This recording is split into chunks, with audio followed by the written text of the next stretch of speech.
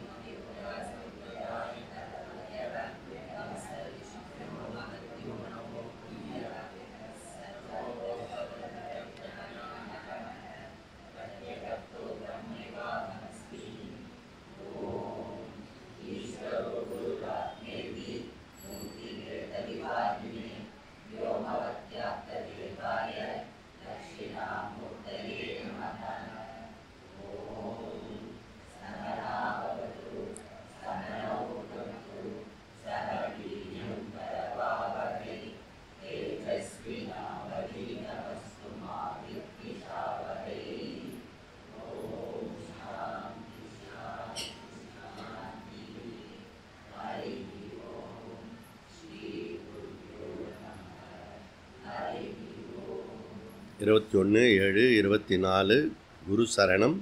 யோக பிரம்மானந்தா சுவாமியின் திருவடி சரணடைந்தோமே. சாஸ்திரம் அறிந்தவரே, சாஸ்திராலயம் அமைத்தவரே, உம் சமீபத்தில் எம்மை அரவணைத்தீரே. ஈசன் சாநியத்தில் இருந்தும் எங்கெங்கோ தேடி தேடி அலைகின்றோமே. எங்கும் நிறைந்த முழுமையே நான் என்று எண்ணுவது தானே. இறைவன் விட்டு எப்போதும் எவரும் பிரிவதில்லையே. என் சுயஸ்வரூபம் இறைஸ்வரூபம் என்று தெரிந்து கொண்டேன். யோக பிரம்மானந்தரின் வழிநடப்பும் குருமொழியின் வழி நடந்தால் மனம் அடங்குமே. உன் திருவடியில் சரணம், குருவடிவே சரணம். அடியேன் திருவேணி முத்தியால். இந்த திருவேணி முத்தியால் அவங்க ஒவ்வொரு தடவையும் இதே மாதிரி பல்லத்து கொடுத்துருக்காங்க. இது குறிப்பாக குரு பூர்ணிமா அன்னைக்கு கொண்டு கொடுத்தது. அப்போ எங்கே இருந்தாங்கன்னா, அவங்க ஹஸ்பண்ட் ஐசி வார்டில் இருந்தாங்க. அந்த ஐசி வார்டில் இருந்து அவர் உள்ளர இருக்கும்போது இவங்க வெளியில் இதை எழுதிட்டாங்க. அப்புறம் கிரிட்டிக்கல் பொசிஷனில் இருக்கும்போது இங்கே கொடுத்துட்டு போனாங்க. இதை கொடுத்து சமர்ப்பணம் பண்ணி குரு பூஜையில், வியாச பூஜையில் கலந்து கொண்டு அப்படி ஒரு அற்புதமான ஒரு வாரம் கழிச்சு நேத்திக்கு முத்தியால்ஜி அந்த ஆப்ரேஷனோட 3 நாள் அவரே சாப்பிடாமல் இருந்து ஹாஸ்பிட்டலையும் நீங்கள் கூட்டிகிட்டு போயிடுங்க அப்படின்னு சொல்லி ஸோ சாந்தமாக வீட்டில் இறைவனடி சேர்ந்தார். அவருக்காக நாம் இப்போ மனசார அவருடைய ஆத்மா நல்ல கதி அடையணும்னு சொல்லி நம்ம பிரார்த்தனை பண்ணிப்போம்.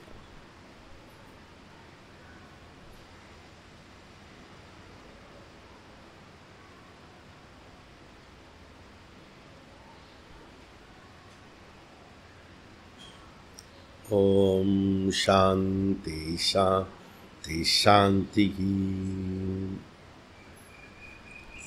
என்ன விசேஷம்னா போன சாதுர்மாச விரதத்துக்கு அவங்க 2 பேரும் வந்து ஜாயின் பண்ணாங்க. அப்போ தான் அவங்க வந்து பூஜி சுவாமிஜியோட ஸ்டூடெண்ட்டு, பரமார்த்தானந்த ஸ்டூடெண்ட்டு. கடைசியாக அந்த லீனேஜை வந்து பிடிச்சிட்டாங்க. அதனால் அவங்களுக்கு 2 பேருக்குமே சந்தோஷம். அதில் முத்தியால்ஜி வந்து என்ன விசேஷம்னா அவருக்கு ரொம்ப இன்ட்ரெஸ்ட் இல்லை வேதாந்தத்தில். ஆனால் மனைவி போகிறதுக்கு எந்தவித தடை இல்லாமல், அது மாத்திரம் இல்லை, அவள் எங்கே கேம்பு கூப்பிட்டாலும் கூட்டிகிட்டு இவரு போவார். அவங்க வந்து போன மாதம் வந்து கரெக்டாக இதுக்கு சாஸ்திராலயம் வந்து எல்லாத்தையும் பார்த்துட்டு இருந்தார். ஆக்டிவாக இருந்துட்டு அதுக்கப்புறம் அவர் சாந்தமாக போயிட்டார். அது ஒரு பெரிய கொடுப்பனையான ஒரு விஷயம். இந்த நேரத்தில் இதை வந்து ஏன் ரெக்கார்டு பண்ணுறோன்னா, ஸோ கண்டினியூஸாக எந்த நேரத்தில் வேணால் எது வேணால் ஆகும், நாம் கிளாஸை மிஸ் பண்ணக்கூடாது. அந்த ஒரு உதாரணத்துக்காக இதை ரெக்கார்டு பண்ணுறோம். இப்போ பேஜ் நம்பர் 95, கர்த்திரு அதிகரணம். இல்லை 7 சூத்திரம் இருக்குது. கர்த்தா சாஸ்திரார்த்தவத்துவாத் விகாரோ உபதேசாத்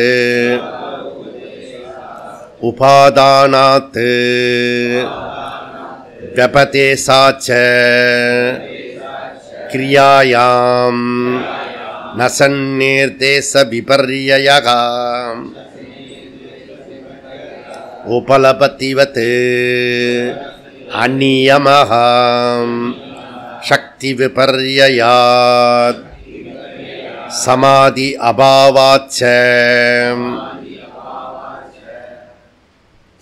இது வரைக்கும் நம்ம தில்லையில் பார்த்தோம். அதனுடைய முடிவு இங்கே பார்க்க போகிறோம். லாஸ்ட்டாக ஒரு சூத்திரத்தை விட்டு வச்சோம். அது சமாதி அபாவாச்ச. அதை வந்து இன்றைக்கி எடுக்க போகிறோம்.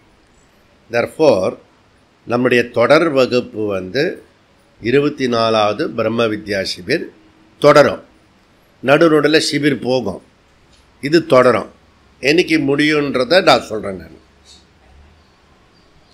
அதுக்கு முன்னாடி வந்து 26வது ஷிபிர் வந்து ஆகஸ்ட்டில் 11, 12, 13 ஃபஸ்ட்டு ஆஃப் வந்து ஷிபிர் இருக்கும். செகண்ட் ஆஃப் வந்து தர்ஷனம் இருக்கும்.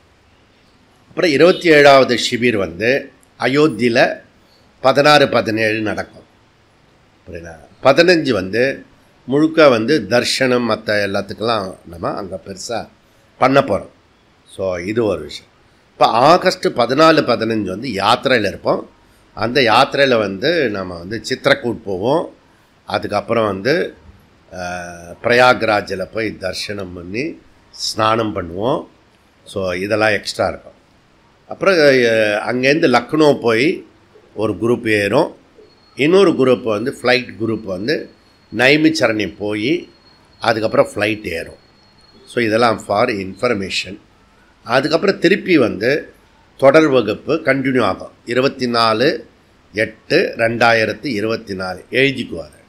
24/8/2024 தொடர் வகுப்பு ஆரம்பமாகும். அதனால் என்ன, நாளைக்கு ஒரு நாள் மாத்திரம்தான் இருக்கும் தொடர் வகுப்பு.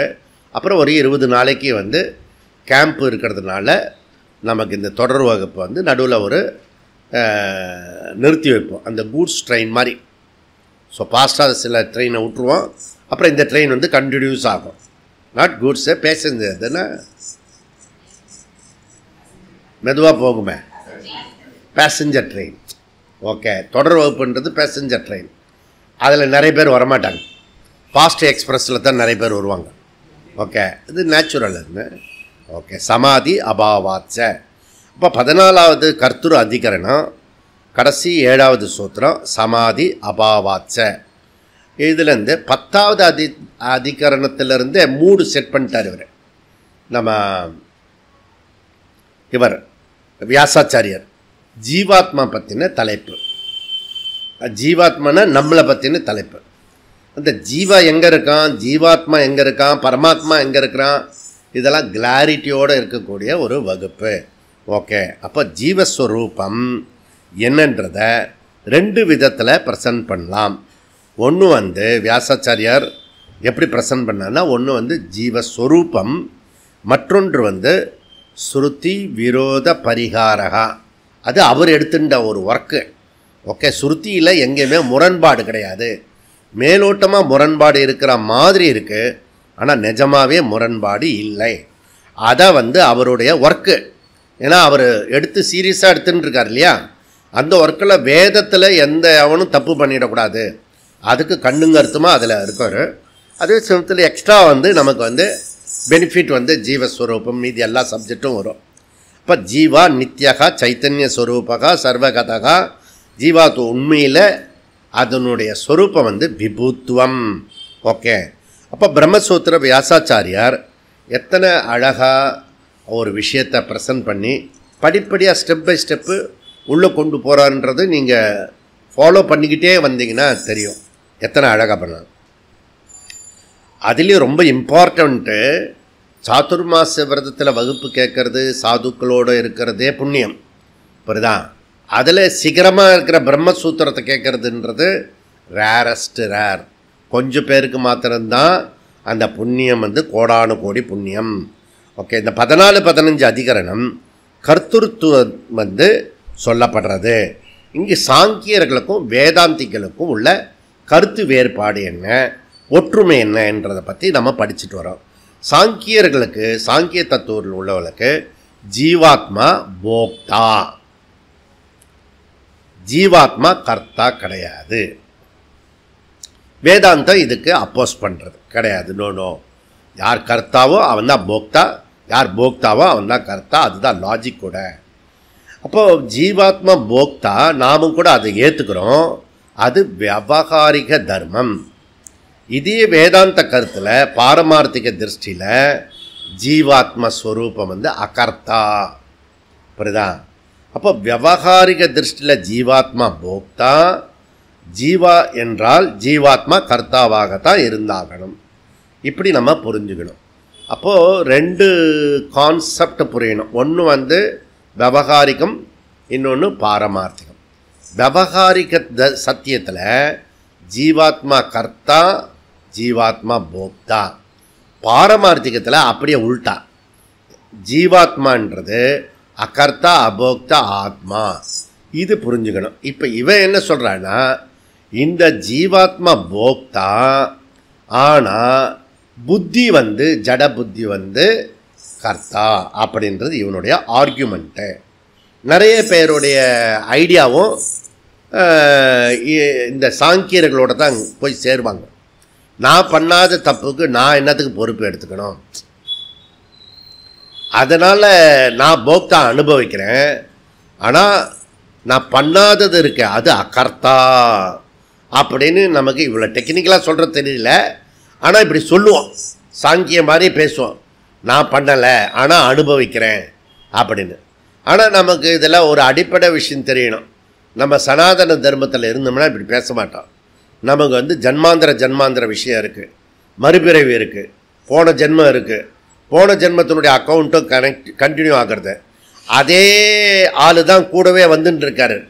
சரீரம்தான் மாதிரி இருக்க ஒழிய உங்களுடைய அந்த காரணமும் சூக்ஷ்ம சரீரமும் காரண சரீரமும் டு பி கண்டினியூ. புரியுதா? இப்போ முத்தையாள்ஜி வந்து இப்போது காலமாயிட்டார் நேற்றுக்கே. புரியுதா? இன்றைக்கி தான் எடுக்க போகிறாங்க. அவருடைய சரீரம் இன்னும் ஒரு நாள் ராத்திரி எடுத்து வச்சுக்கிறாங்க. அந்த சம்பிரதாயத்தில் அது கொஞ்சம் மரியாதை கொடுக்குறாங்க. இன்னொரு சம்பிரதாயம் நேற்றுக்கு ராத்திரியே டிஸ்போஸ் பண்ணிட்டுருப்பாங்க. புரியுதா? ஸோ இப்போ அந்த சரீரத்துலேருந்து ஜீவா போய்விடுது, எஸ்கேப் ஆகிடுது. புரியுதா? இப்போ என்ன பண்ணோம், அது வந்து கமனம். ஓகே, உத்கிராந்தி, இன்னொரு பாடிக்காக தேடிட்டு அடுத்த பாடிக்கு போயிடும். அந்த சூக்ஷ்ம சரீரம் காரண சரீரம். ஓகே, சூக்ஷ்ம சரீரம் நன்னா தெரியும், காரண சரீரம் இக்னரண்ட்டு, கூடவே பேக்கேஜோடு அனுப்பும். ஓகே, இந்த 14வது அதிகரணம் ஜீவாத்மா கர்த்தா, ஜீவாத்மா கர்த்தா. இந்த கர்த்தாவை வந்து தில்லை சிற்றம்பலத்தில் அதிகமாக வலியுறுத்தப்பட்டது விவகாரிக திருஷ்டியில். சாங்கியர்களுடைய குழப்பம் என்ன, ஜீவாத்மா போக்தா சரி, ஹரி சொல்கிறவ வரலையா? ஓகே, ஜீவாத்மா கர்த்தா கிடையாது, பிரகிருதி புத்தி தான் கர்த்தா. ஓகே, அப்போ சாங்கியர்களுடைய ஜீவாத்மா கர்த்தா கிடையாது, பிரகிருதி புத்தி தான் கர்த்தாவாக செயல்படுகிறது. இது யாரோட கருத்து? சாங்கியர்களுடைய கருத்து. இப்போ புத்தியே கர்த்தா என்ன அப்படி சாங்கியர் சொல்லிட்டாங்கன்னா நாம் சொல்கிறது புத்தி கர்த்தாவாக முடியாது. ஏன்? புத்தி என்பது கரணம். கரணம்னா கருவி, கருவினா இன்ஸ்ட்ருமெண்ட்டு. அதுக்கே பேர் அந்த கரணம், பேர்லேயே இருக்கு அந்த கரணம். ஓகே, அப்போது இது புத்தி புத்தி வெதிரக்த சைத்தன்யம் அல்லது பிரதிபிம்ப சைத்தன்யம் அல்லது ஆபாச சைத்தன்யம். தேர்ஃபோர் புத்தி வெதிரிக்த சைத்தன்யம் பிரதிபிம்ப சைத்தன்யம் தான் கர்த்தா. புரியுதா? புத்தி நல்லா புரிஞ்சுக்கணும். வெதிரிக்த சைத்தன்யமாகிய இருக்கிற பிரதிபிம்ப சைத்தன்யம் இருக்கு இல்லையா, ஆர்சி, அதுக்கு பேர் கர்த்தா. அப்போ புத்திக்கு வேறான பிரதிபிம்ப சைத்தன்யம் கர்த்தா அப்படின்றது இப்போது இருக்கிற வாதம், டிபேட்டு. ஓகே, யார் கர்த்தா? அடிப்படையிலே தகராறு வரக்கூடாது. கர்த்தா யாரு? இந்த ஆற்றுல யார் கர்த்தா? நான் ஏதோ செய்ய மாட்டேன் அப்படி சொன்னா நீ யாரு? கரணம். புரியுறதா? அப்போ புத்தி என்பது கரணம், அந்த கரணம். ஓகே, அப்போ கரணம் என்றால் கருவி, இன்ஸ்ட்ருமெண்ட்டு. நம்ம நிறைய பேருடைய வாழ்க்கை எப்படி இருக்கு? மனமாகவே வாழறோம், மைண்டாகவே வாழறோம். புரியுதா? அப்போது நம்ம வந்து சாங்கிய தத்துவத்தில் சேர்ந்துட்டோம். புரியுதா? மைண்டே நம்ம லைஃபு. புரியுதா? இது மைண்டை வந்து இன்ஸ்ட்ருமெண்ட்டாக எவ்வளோ தூரத்துக்கு இன்ஸ்ட்ருமெண்ட்டாக ஆக்குறீங்களோ அவ்வளோ தூரத்துக்கு லைஃப் வந்து ஆனந்தமாக இருக்க முடியும். ஓகே, சரி, மைண்டையே கர்த்தா ஸ்டேட்டஸ் கொடுத்துட்டா போல இருக்கிறது. அதனால் சாங்கியனுக்கு குழப்பம். ஓகே, சாங்கியனே என்ன சொல்கிறேன்னா, புத்தின்றது அவனுடைய ஸ்டேட்மெண்ட்டு, புத்தின்றது ஜடம், எனர்ட்டு. புரியுதா? அப்போது ஜட மனத்தில் எப்படி கர்த்தாவாக செயல்பட முடியும் சொல்லுங்கள்? ஜடமாக இருக்கிற புத்தி எப்படி கர்த்தாவாக செயல்பட முடியும்? சரி, உங்கள் வேதாந்தத்தில் எப்படி சொல்கிறீங்க? நீங்கள் நீ கேள்வி கேட்டனா அவன் கேள்வி கேட்பான்ல. அறிவோட தான் நாங்கள் சொல்கிறோம், புத்தி என்பது சிதாபாசம், அதாவது பிரதிபிம்ப சைத்தன்யம். வேதாந்தத்தில் புத்தி என்பது லைவ் என்டிட்டி. புரியுறதா? சேதன தத்துவம். அப்போ நாம் கூறுற புத்தி ஜட தத்துவம் இல்லை, அது சேதன தத்துவம். புரியுதா? அதனால தான் அது ஃபங்க்ஷன் பண்ண முடியாது, புத்தினால் திங்க் பண்ண முடியாது. புரியுதா? இப்போ இது யுக்திக்கும் அனுபவத்துக்கும் சரியாக தான் வருது. இது புரியுதா? புத்தி வந்து நம்ம சொல்கிற புத்தி வந்து கரெக்டாக தான் இருக்கிறது, அவன் புத்தி கெட்டு போய் கரெக்டாக தப்பாக சொல்கிறான். ஓகே, அப்போ இதில் என்ன டெக்னிக்கலாக வேர்டு ப்ராப்ளம்னா, சாங்கியர்களுக்கு ஆர்சி கிடையாது, சிதாபாசம் கிடையாது, பிரதிபிம்ப சைத்தன்யம் கிடையாது, நிறைய பேருக்கு கிடையாது. புரியுதா? நமக்கு கம்ஃபர்டபுளாக அந்த பிரதிபிம்ப சைத்தன்யத்தை எடுத்துக்கிறோம், அகங்காரத்தை எடுத்துக்கிறோம். அதுதான் நம்ம யோக சாஸ்திரத்தில் சொல்லும் போது நீ அகங்காரத்துக்கே இன்னும் வரவே இல்லை அப்படி சொல்லுவான். புரியுதா? அகங்காரத்துக்கு வந்தவனுக்கு தான் வேதாந்தம் வந்து எலிஜிபிள், ரெலவெண்ட்டு. புரியுதா? ஓகே, அப்போது இதில் சாங்கியர்களுடைய புத்தி எப்படிப்பட்டனா கர்த்தாவாக இருக்குது. இப்போ இவர் பைக்கு, காரு இதெல்லாம் இருக்குது, அது என்ன இருக்கிறது? கர்த்தாவாக இருக்கிறது, ஆக்டிவாக இருக்கிறது, ஓடுறது, நிற்கிறது, ஸ்பீடாக போகிறது இல்லையா? பைக்கு காரெல்லாம் போகிறதில்ல. அந்த மாதிரி இவனுடைய புத்தி கர்த்தாவாக செயல்படுகிறது. புரியுதா? இப்போ ஃபேன் சுற்றுறது ஆக்டிவாக தானே இருக்கிறது, லைவாக தானே இருக்கிறது. இது லைட்டு பிரகாசமாக இருக்கிறது, லைவாக தானே இருக்கிறது. அதுக்கு என்ன சிதாபாசன் இருக்கா என்ன? புரியுதா? அவன் கேட்கறது கரெக்டாக தானே இருக்கு. நமக்கு எல்லாமே கரெக்டாக தான் இருக்கும். இப்படி சொன்னாலும் கரெக்டாக தான் இருக்கும், அப்படி சொன்னாலும் கரெக்டாக தான் இருக்கும். அது எப்படி கரெக்டாக இருக்கும் அப்படின்னு கேட்க மாட்டேன் நம்ம. இன்னும் சமத்து ஸ்டூடெண்ட்டு. இப்போ புத்தி என்பது சேதன தத்துவம். இப்போ டே டு டே லைஃப்பில், தினசரி வாழ்க்கையில், விவகாரத்தில் புத்தி நமக்கு லைவாக சேதனமாக இருக்கிறது. புரியுறதா? நம்ம வேதாந்தி அப்படி சொல்கிறதுல பெருமிதம் அடைகிறோம், கௌரவம் அடைகிறோம். ஏன்னா புத்தி என்றதுக்கு நம்ம ஸ்டேட்டஸ் கொடுக்குறோம், மரியாதை கொடுக்குறோம். அதை வந்து லைவாக பார்க்குறோம். வெறும் இதை மாதிரி ஒரு எனர்ட் ஐட்டம் இல்லை என் புத்தி, என் மைண்ட் வந்து இதே மாதிரி இல்லை. புரியுறதா? சப்போஸ் இந்த ஆசனம் வந்து அதுக்கு லைவாக சேதனமாக மைண்டாக இருந்துன்னு வச்சுக்கோ, எந்திரியா என் மேலே உட்காந்துருக்கேன் அப்படி சொல்லும். எப்படி தெரியுது? உன் குழந்தை இருக்குல்ல, அதுவே இப்படி பரபரன்னா பூதம் இறங்கு அப்படி சொல்லுவாங்க. முதல்ல கொஞ்சுவாங்க, அதுக்கப்புறம் பார்த்தீங்கன்னா தூக்கி போட்டுருவாங்க. இதெல்லாம் நைஸாக புரிஞ்சுக்கணும், அப்படியே பார்க்கக்கூடாது. புரியுறதா? அப்போது சென்னையிலேருந்து ஜூலை 10ஆம் தேதி நடுராத்திரி காசிக்கு ட்ரெயின் வந்து விட்டது. அதுபோல் லக்னோவிலேருந்து சென்னைக்கு ஜூலை ஆகஸ்ட் 19ஆம் தேதி ராத்திரி சென்னைக்கு வந்து விட்டது. ட்ரெயின் வந்து விட்டது, ட்ரெயின் புறப்பட்டு விட்டது. ஆகஸ்ட் மாதம். புரியுறதா? அப்போ ஆகஸ்ட் மாதம் ட்ரெயின் புறப்பட்டு விட்டது. ஆகஸ்ட் மாதம் ட்ரெயின் போன ட்ரெயின் திரும்பி வந்து விட்டது. புரியுதா? அப்போ ட்ரெயின் வரும் போகும். ஓகே, அது எப்படி சொல்கிற முடியும் நீங்கள் ஜடவஸ்துன்னு? அதான் வந்துட்டு போகிறத அதுக்கு லைவாக இருக்குல்ல, லைவாக இருக்கிற ட்ரெயினில் தானே ஏறுவான் இல்லையா? இதோ இப்போ நம்ம இங்கே உட்காந்துருக்க பிளாட்ஃபார்ம் போட்டிருக்கோம், அது லைவாக இருக்கிறது. சப்போஸ் அது நகர்ந்து போச்சுன்னு வச்சுக்கோ, கிளாஸ் கேட்கும் போது அப்படியே நகர்ந்து அந்த பக்கம் வெளியில் போயிடுங்க. அப்போ காரு, பைக்கு, பஸ்ஸு எல்லாம் வந்து ஃப்ளைட்டெலாம் வந்து நகர்ந்து போகிறது. ஆனால் ஜடவஸ்து தான், ஆனால் லைவ் இருக்கிறதில்ல. அதே போல தான் நாங்கள் சொல்கிறோம் அப்படின்னு சாங்கியன் சொல்கிறான். ஏன்னா மகள பையில இந்த கவுனி இப்போ வந்து சங்கர மடத்துக்கு சுவாமிஜி காரில் வந்து விட்டார் அப்படின்னா சேதன வஸ்து தான் வந்தது. புரியுதா? சேதன வஸ்து ஒன்று வண்டி ஓட்டலைன்னா அது தானாக வராது. புரியுதா? ஏன் சுவாமி ஆட்டோமேட்டிக் இருக்க இல்லை, இவன் செம்ம புத்திவன். ஆட்டோமேட்டிக்னா ஆட்டோமேட்டிக்காக அந்த ப்ரோக்ராம் கொடுக்குறது யார்? சேதன வஸ்து. புரியுதா?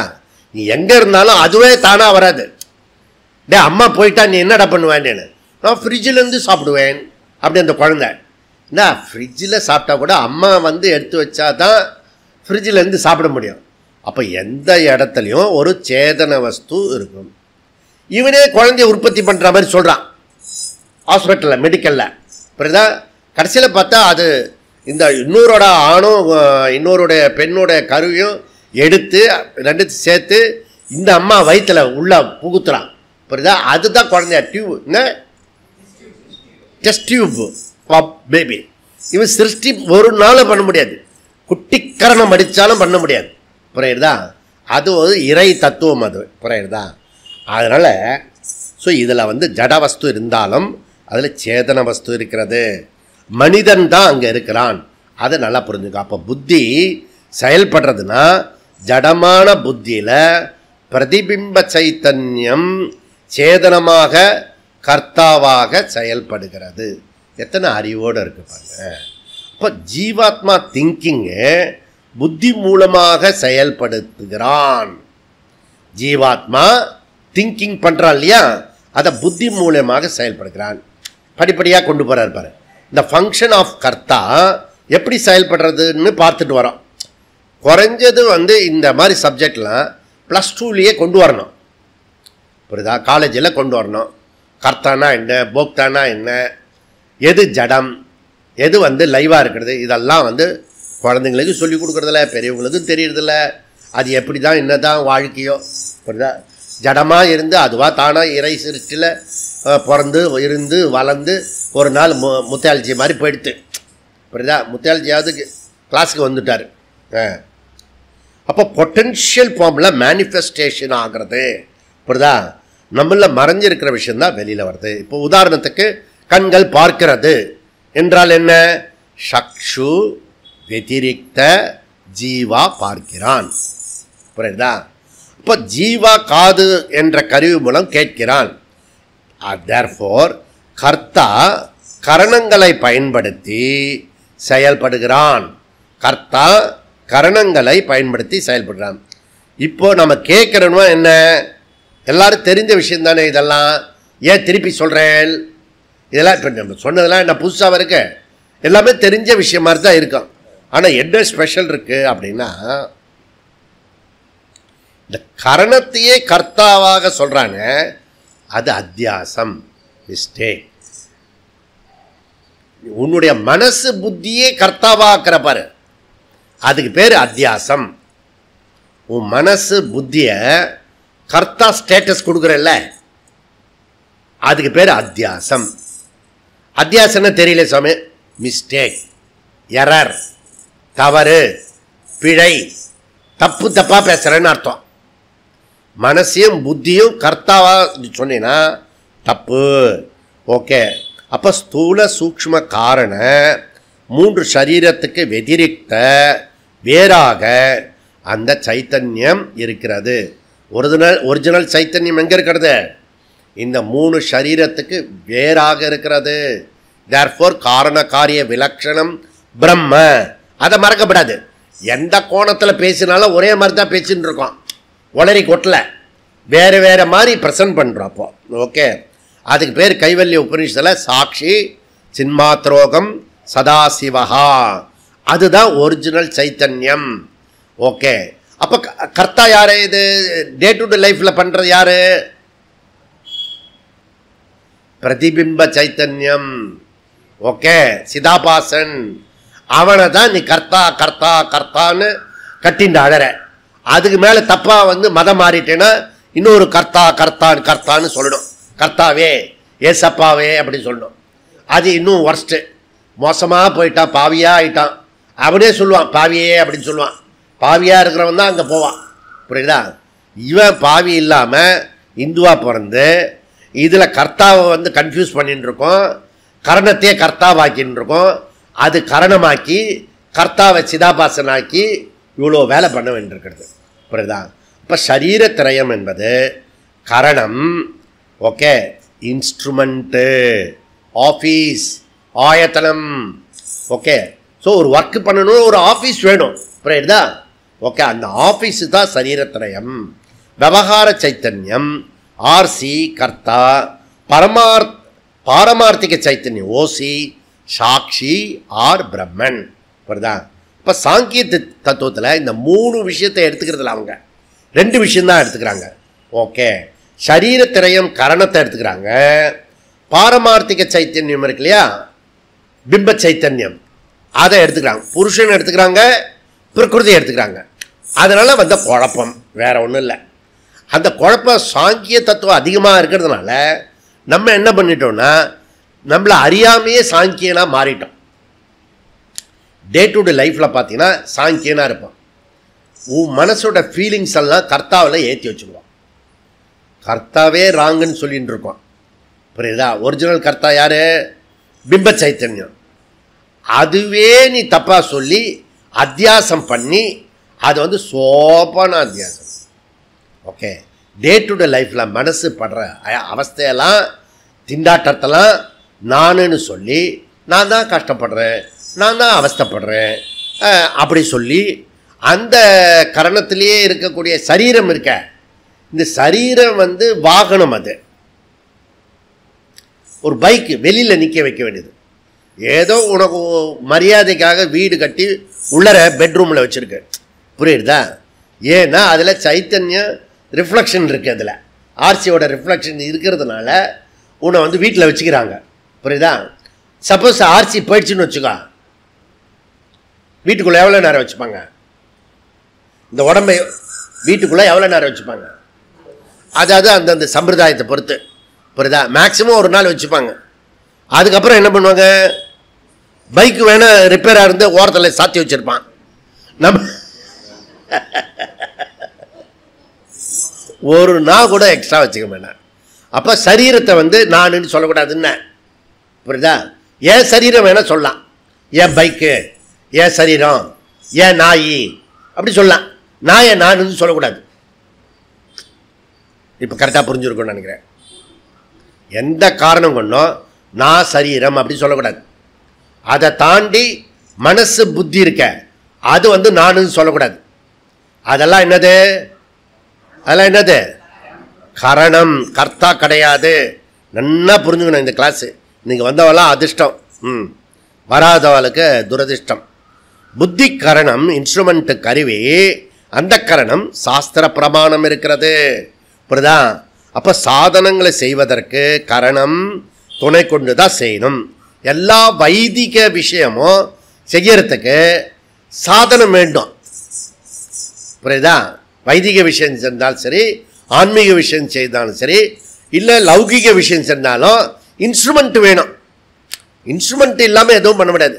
இப்போ நான் கிளாஸ் எடுக்கிறேன்னா இதெல்லாம் இன்ஸ்ட்ருமெண்ட்டு. புரியுதா? வித்தவுட் இன்ஸ்ட்ருமெண்ட்டு எதுவுமே பண்ண முடியாது. அப்போது சாஸ்திரிய விஷயத்தில் முக்கியமான ஆக்டிவிட்டி என்ன? நம்முடைய சாஸ்திரிய விஷயத்தில், வைதிக விஷயத்தில், ஆன்மீக விஷயத்தில் மிக முக்கியமான ஆக்டிவிட்டீஸு. டே டு டே பேப்பரில் இதில் போய் கால் அட்டன் பண்ணுறதுன்னு சொல்லக்கூடாது. அது ஆஃபீஸில் போய் இப்படி ஒன்று கிழிப்பால ஸ்வீப் பண்ணுறது, அதுதான் என் வாழ்க்கையினுடைய சிகரம் அப்படி சொல்லக்கூடாது. சாஸ்திரியப்படி எது சிகரம் அப்படின்னா உபாசனா. ஒரு மனுஷன் ஹையஸ்ட் நீ ஆக்டிவிட்டியில் இருக்கேன் அப்படின்னா எதில் இருக்குன்னா மெடிடேஷன் பண்ணுகிறார். அப்படி சொன்னால் நீ ஸ்பெஷல் ஆக்டிவிட்டீஸில் இருக்கேன்னு அர்த்தம். ஓகே, நீ உனக்கு உன் வாழ்க்கையை திருப்பி பாரு. நீ 2 மணி நேரம் நான் மெடிடேஷன் பண்ணினேன், இந்த ஜென்மம் இவ்வளோ நாள் கடந்து வந்தது, 2 மணி நேரம் யாரும் பேச்சுக்கும் போகாமல் கதவை சாத்திட்டு உக்காந்துட்டு இருந்தேன் மெடிடேஷன். 2 மணி நேரம்லாம் கோடி ஆசை அது. ஓகே, 48 நிமிஷம், 20 நிமிஷம் சொல்கிறேன் நான். புரியுதா? 20 நிமிஷம் 48 நாள் தொடர்ந்து பண்ணினா கோல்டு தரேன்னு எப்பயோ சொன்னேன். 1995லேருந்து சொல்லின்னு இருக்கேன். என்ன, 20 நிமிஷம் தொடர்ந்து ஒரே நேரத்தில் ஒரே காலத்தில் கண்டினியூஸாக 48 நாள் பண்ணிட்டேன்னா கோல்டு தரேன். இப்போ கூட சொல்கிறேன் நான். நடுவில் ஒரு நாள் விட்டுட்டேன்னா கிடையாது, கண்டினியூஸாக 48 நாள். அந்த வேலை வந்தது இந்த வேலை வந்ததெல்லாம் சொல்லப்படாது. புரியுதா? அப்போ ஸ்ருதி பிரமாணம் என்ன அப்படின்னா பிருகதாரண்ய உபநிஷத்து 2, 4, 5 வெரி ஃபேமஸ் கொட்டேஷன். என்ன ஃபேமஸ் கொட்டேஷன்? ஆத்மாவா அரே திருஷ்டவ்யா ஸ்ரோத்தவ்யா மந்தவ்யா நிதித்யாசதவ்யா. வேதாந்த சாதனை என்ன? 3 தான். சிரவணம், மனனம், நிதித்தியாசனம். இது 3 எதில் செய்கிறது? எந்த கரணத்தில் செய்கிறது? குட்டி கரணத்தில் சொல்லக்கூடாது, அந்த கரணத்தில் செய்யக்கூடியது. புரியுதா? இப்போ கேட்குறிய எந்த கரணத்தில் கேட்குற? காதில் தானே கேட்குற. புரியுதா? அப்போ புத்தியில் கேட்கணும், அதை காது வழியாக புத்தி கேட்கணும். புரியுதா? அப்போ கண்ணு வழியாக புத்தி பார்க்கணும். புரியுதா? புத்தி வழியாக அதை செக் பண்ணிக்கணும், ஃபில்டர் பண்ணிக்கணும். எனக்கு இப்போ ஒரு இது கொடுத்துருக்கான் ஃப்ளாஸ்க்கு, அதுக்குள்ளே பார்த்தீங்கன்னா ஒரு ஃபில்டர் வச்சுருக்கான். இந்த ஃப்ளாஸ்கோட வாயில் ஒரு ஃபில்டர் வச்சுருக்கான். நான் ஒன்றரை இதெல்லாம் பண்ணுறானே, இதில் பாடியில் பண்ணக்கூடாதா? நீ கண்ணு காது மூக்கு எல்லாத்துலேயும் ஓகே புத்தி என்ற ஃபில்டர் வச்சு அதுக்கப்புறம் உள்ளே அனுப்பி அப்புறம் ரிப்போர்ட் கொடுத்து அதுலேருந்து யுவர் ஆக்டிவிட்டீஸ் பண்ணணும். அதை மாத்திரம் பண்ண மாட்டான் எவன் இந்த மேனுஃபேக்சர் பண்ணுறதோ. புரியுதா? அப்போது மனனம்ன்றது கருவி, புத்தின்றது கருவி, நிதித்தியாசனம் பண்ணுறதுக்கு கூட கருவி வேண்டும். ஓய், புரியுறதா? அதனால் கரணத்தை நீ தூஷணமாக பண்ணக்கூடாது. ஓகே, கர்த்தா கர்மம் பண்ணுறது எதுவோ கரணம் தேவை. அப்போ அகங்காரம் சிதாபாசம் அல்லது ஆர்சி கர்த்தா. அப்போ மோட்சம் அடையிறது யாரு? ஆர்சி. சரீரம் மோட்சம் அடையுமா? உன் புத்தி மனசு எல்லாம் மோட்சம் அடையுமா? ஏன்? ஜடம் அடைய முடியாது. ஆத்மா மோட்சம் அடைய முடியுமா? அடையாது. ஏன்னா அது ஆத்மா. அப்போ ஆத்மா மாதிரி செயல்படுற இக்னரண்ட் ஃபெலோ ஆர்சி காரண சரீரம், அவன்தான் புரிஞ்சுக்கணும், அவன்தான் தெரிஞ்சுக்கணும். புத்தி மூலமாக பயன்படுத்தி புத்தியை வேதாந்தத்தில் பயன்படுத்தணும். புரியுதா? அது அப்போ நிறைய பேர் வேதாந்த டஃப்னு சொன்னால் என்ன அர்த்தம்? புத்தியை உபயோகப்படுத்துறதுல சிரமப்படுறான்னு அர்த்தம். புரியுதா? மனசாவே இருந்து பழக்கப்பட்டவனா அதை கொஞ்சம் புத்தியில் ஹையர் லெவல் பண்ணுறதுக்கு கஷ்டப்படுறான். ஓகே, அதனால் இதில் ரொம்ப முக்கியமானது கன்க்ளூஷன் என்ன? மனம் கரணமாக இருந்தால் ஒரு நாளும் கர்த்தாவாக செயல்பட முடியாது. நெக்ஸ்ட் இம்பார்ட்டன்ட், சப்போஸு மனசையும் புத்தியும் கர்த்தாவாக ஆயிடுச்சுன்னா, நல்லா புரிஞ்சுக்க, லாஜிக் இது, யுக்தி. ஒரு விஷயம் செயல்படணும்னா காரணம் இருந்தாங்க. காரணமே கர்த்தாவாயிடுச்சுன்னா எந்த காரணத்தை வச்சு புத்தி செயல்படும், எந்த காரணத்தை வச்சு மைண்டு செயல்படும். அப்போ இந்த மனசே புத்தியே கர்த்தாவாயிடுச்சுன்னு வச்சுக்கோ, அந்த புத்தி கர்த்தா எதை வச்சு திங்க் பண்ணும்? சாமானிய விஷயம், புரியுதா? இது நீ அசை போடணும், டே டு டே லைஃப்பில் அசை பண்ணணும். பாடி மைண்டை கோணிக்கிட்டு போகிறதில்ல, அது கர்த்தாவாக செயல்படுறதில்ல, கர்த்தாவாக செயல்படுவது. அதனால தான் என் வார்த்தையில் சொன்னேன்னா, மனசை கதற விடு அப்படின்னு சொன்னல, அதனுடைய அர்த்தம் இது தான். இதெல்லாம் சூத்திரத்தில் இப்படி பிரமாணத்திலேயே வரும்ன்றது நினச்சி கூட பார்க்கல. ஓகே, நானாக சொல்கிறது அதை ஒரு ஐடியாவில், அதில் இப்போ பிரமாணத்தில் வருது. ஓகே, சர்வம் கலிதம் பிரம்ம, என்ன புரிஞ்சுக்கோ, உபநிஷத்து வாக்கியம், சர்வம் கலிதம் பிரம்ம ஈசாவாசியம் இதகம் சர்வம், எல்லா இடத்துலையும் ஈஸ்வரன் தான் இருக்கான், புரியுதா? அப்படிப்பட்ட இறைவனை தியானிப்பது எதுவோ அதுக்கு பேர் உபாசனை. தேயம் கிம்,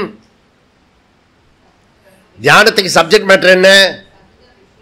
சகுண பிரம்ம விஷய மானச வியாபாரம். இது நல்லா புரிஞ்சுக்கணும். மெழுகுவத்தி மெடிடேஷன், ஓகே, ஒரு பாயிண்ட் மெடிடேஷன், ரவுண்டாக போட்டு அதில் கரும்புள்ளி வச்சு மெடிடேஷன், அதெல்லாம் கான்சன்ட்ரேஷன், நாட் மெடிடேஷன், புரியுதா? உன்னுடைய மெடிடேஷனில் ஈஸ்வரா இருந்தால் அது மெடிடேஷன் பேர்.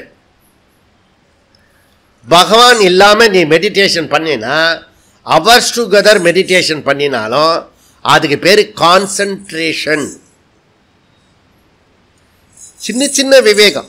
இப்போ என்ன படிச்சுட்டு இருக்கோம்? கர்த்தா கரண விவேகம் படிச்சுட்டு இருக்கோம். ஒரு புதுசாக ஒன்று படிச்சுட்டு இருக்கோம் பிரம்மசூத்திரத்தில், கர்த்தா கரணம். மெடிடேஷன் சொல்கிறியா, அதுலேயே தப்பு பண்ணுற. மெடிடேஷன் ஒன்று இருக்குது, கான்சன்ட்ரேஷன் ஒன்று இருக்குது. நீ இப்படியே நான் இந்த மைக்கையே இப்படி பார்த்துட்டு இருக்கேன்னு வச்சுக்கோ, அதையே தியானிக்கிறேன்னு வச்சுக்கோ, அதனுடைய ரிசல்ட் என்ன வரும்?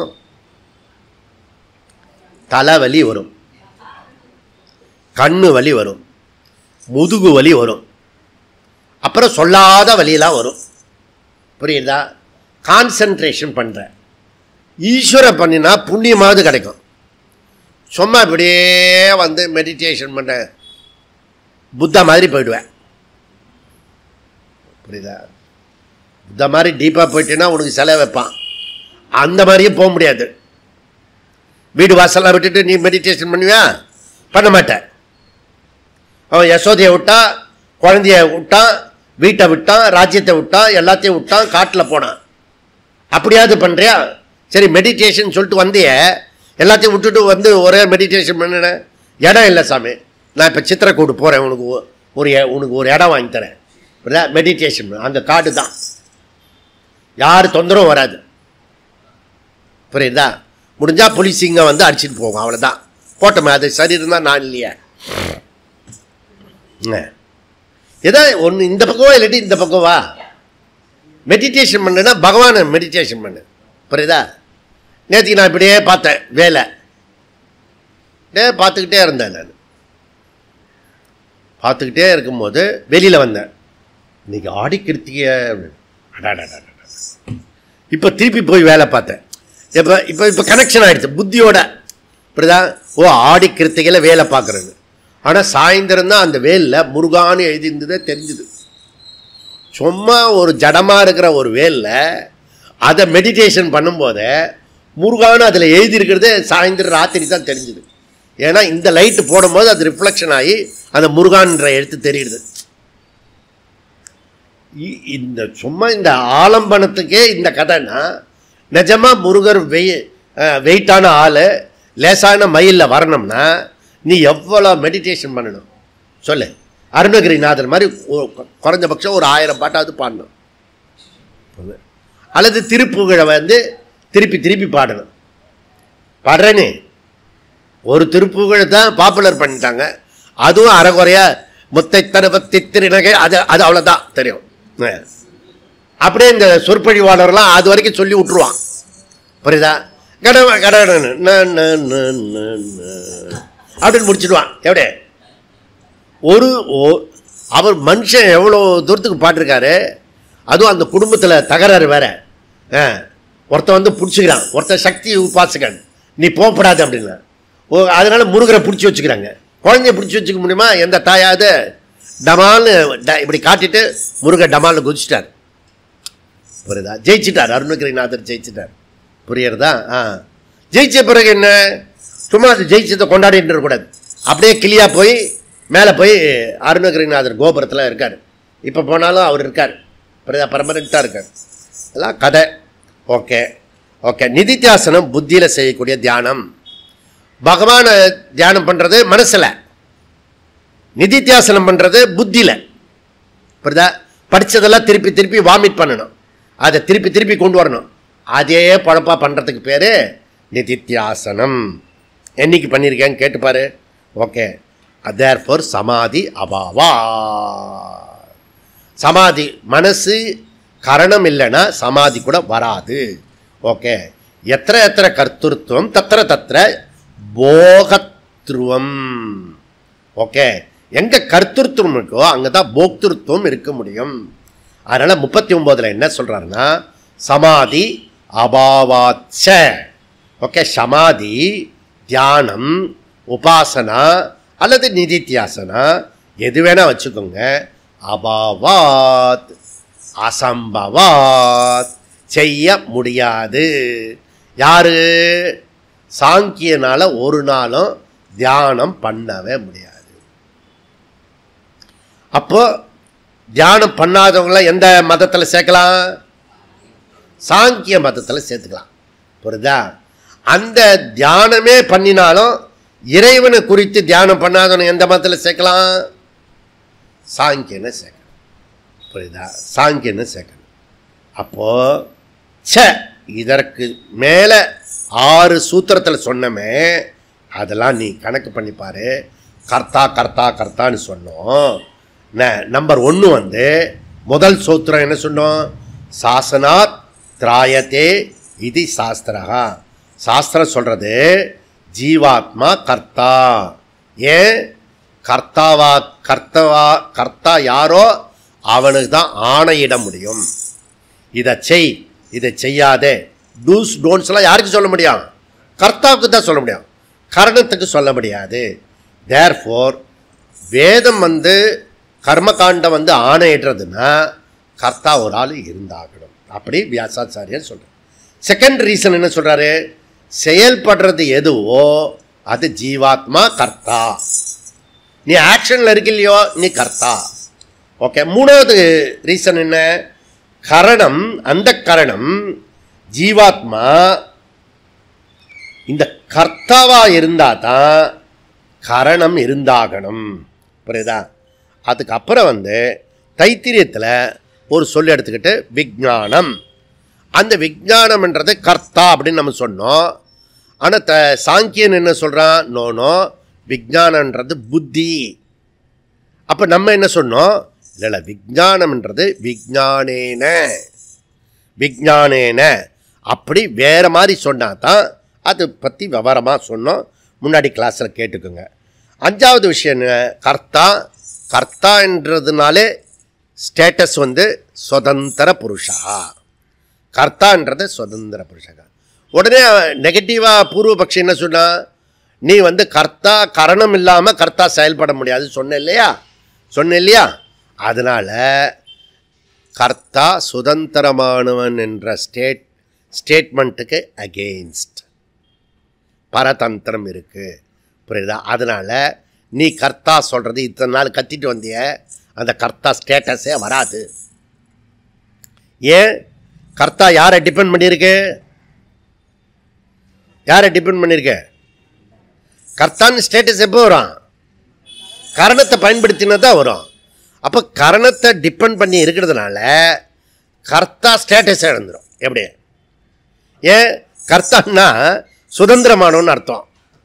கர்த்தும் அகர்த்தும் அந்நியதா கர்த்தும். நீ செய்யலாம், செய்யாமல் இருக்கலாம், மாற்றி செய்யலாம். உனக்கு ஃப்ரீடம் இருக்கு. யாருக்கு? கர்த்தாவுக்கு. அந்த சுதந்திரத்தை இழந்துருவாய் அப்படின்னு சொன்னாங்க. நாங்கள் என்ன சொல்கிறோன்னா, கரெக்டு, நீ சொல்கிறது கரெக்டு. இந்த கவுண்டர் கொஸ்டின் கேட்குறோம். உன் போக்தா அப்படி போக்தா வேறு சில காரணங்களுக்காக அந்த போக்தா செயல்படும். நல்லதே எடுத்துக்கும், கெட்டதும் எடுத்துக்கும் போக்தா. அதே போல் தான் எங்கள் கர்த்தாவும் நல்லது செய்யும், கெடுதல் செய்யும் அப்படின்னு. ஸோ அவனுடைய பதிலை வச்சு நம்ம பதில் சொன்னோம். ஆனால் அந்த பதில் நமக்கு திருப்தி ஆகாது. புரியுதா? அப்போ நம்ம பதில்ன்றதுன்னா, நீ கர்த்தா போக்தா சொல்லின்னு இருக்க வரைக்கும் அத்தியாசம், பிழை. அந்த பிழை எதனால் வந்தது? அத்தியாசம் எதனால் வந்தது? புத்தி சம்யோகம் அத்தியாசம். அதுதான் அத்தியாசம் சொல்கிறோம். புத்தி சம்யோகம் நீங்கள் சொல்கிறீங்க. அந்த புத்தி சம்யோகம் எதனால் வந்ததுன்னு இப்போ கேட்கணும். அஜ்ஞானம், இக்னரண்ட்டு. புரியுதா? என்ன இக்னரண்ட்டு? ஆத்ம அஜ்ஞானம். புரியுதா? ஆத்ம அஜ்ஞானம்னா என்ன? பிம்ப சைத்தன்யம். அப்போ நீ எதை கிளைம் பண்ணுற? இப்போ பிரதிபிம்ப சைத்தன்யத்தை கிளைம் பண்ணுற. அதனால் நாங்கள் என்ன சொல்கிறோன்னா, விவகாரிகத்தில் எடுத்துக்கிறோம், பாரமார்த்திகத்தில் நாங்கள் ட்ராப் பண்ணுறோம். கர்த்தா போக்தாவை ட்ராப் பண்ணி அகர்த்தா அபோக்தா ஆத்மா அகம் அப்படி சொல்லி முடித்தோம். ஓகே. அதுக்கப்புறம் என்ன சொன்னோம்னா, இந்த கர்த்தாவும் போக்தாவும் கர்த்திரு சக்தி போக்திரு சக்தின்னு பிரித்தோம். ரெண்டு சக்தி. புரியுதா? கரணம் கர்த்தா, அதற்கு காரணம் கரணம். கரணமே கர்த்தாவாக இருக்கிறதுக்கு காரணம், அது கரணமாக செயல்படாத இருக்கிறதுனால கரணம். இப்போ கரணமே செயல்பட்டதுன்னா அந்த கரணத்துக்கு காரணம் எது? மனசு புத்தியும் நீ கர்த்தாவாக்கிட்டேன்னா டே டு டே லைஃப்பில் உன் மனசு புத்தியை கர்த்தாவாக செயல்படுறீங்க. கர்த்தானா யார்? ஏஜென்ட்டு. புரியுதா? காரணம்னா என்ன? ஒர்க், அதனுடைய வெளிப்பாடு. புரியுதா? கருவி, பைக்குன்னு வச்சுக்கோங்க. பைக்கு காரு மாதிரி. ஓகே. அப்போ பைக்கே தானாக ஓடிட்டுனா, உன் மனசு புத்தியே தானாக செயல்படுத்துனா, அப்போ கர்த்தாவை விட்டுட்டேன்னு அர்த்தம். புரியுதா? அப்போது கர்த்தா கரண விவேகத்தை ப்ராப்பராக யூஸ் பண்ணினா பாதி பிரச்சனை பிரம்மனே புரிய வேண்டாம், பாதி ப்ராப்ளம் சால்வ் ஆகிடும். புரியுதா? கடைசி சூத்திரத்தில் உபாசனை பண்ணுறது கூட முடியாமல் போயிடும். அபாவாத், தியான அபாவ, சமாதி அபாவாச்ச. அதாவது உபாசனை கூட ஹையஸ்ட் ஸ்பிரிச்சுவல் எக்ஸசைஸ் உபாசனா, அந்த உபாசனை பண்ண முடியாது. ஹையஸ்ட் ஸ்பிரிச்சுவல் என்னது? நிதித்தியாசனம். அதுவும் பண்ண முடியாது. நம்ம கம்ஃபர்டபுளாக பண்ணுறதில்ல, அதனால் அதனுடைய கஷ்டம் தெரியாது. உபாசனையும் பண்ணுறதில்ல, அதுக்கப்புறம் நிதித்தியாசனம் பண்ணுறதில்ல. சப்போஸு மெடிடேஷன் பண்ணுறேன்னு சொன்னால் இந்த புத்தா மெடிடேஷன் மாதிரி எதையோ ஒன்றா பார்த்து முறைச்சி பார்த்து ஏதோ பண்ணி தலைவலியோடு போகிறது. அதையாவது ஒழுங்காக பண்ணுறியா? பகவானை கொண்டு வந்தியா? தேயம் கிம், சகுன பிரம்மத்தை கொண்டு வந்தியா? காளியை கும்பிட்டேன், முருகனை கும்பிட்டேன், எதையாவது ஒன்று சொல்கிறியா? அதுவும் தப்பு. எப்படி போனாலும் நீ தப்பாகவே பண்ணுற நீ. ஏன்னா அத்தியாசத்தில் மாட்டின்னு இருக்கோம். அத்தியாசத்துலேருந்து வெளியில் வரணும். அத்தியாரோபம் பண்ணு, அப்போ தான் நீ சாஸ்திரத்துக்குள்ளே வர முடியும். அப்படி சொல்லி முடிக்கிறாரு. நாளைக்கு இதனுடைய கண்டினியூட்டி இருக்கிறது. நாளைக்கு ஒரு நாள் தான் கிளாஸு, அதுக்கப்புறம் 20 நாள் லீவு. ஓம் பூர்ணமத பூர்ணமிதம் பூர்ணாத் பூர்ணமுதச்யதே பூர்ணஸ்ய பூர்ணமாதாய பூர்ணமேவாவசிஷ்யதே. ஓம் சாந்தி சாந்தி சாந்தி. ஹரி ஓம். ஸ்ரீ குருவே நமः. ஹரிஹி ஓம்.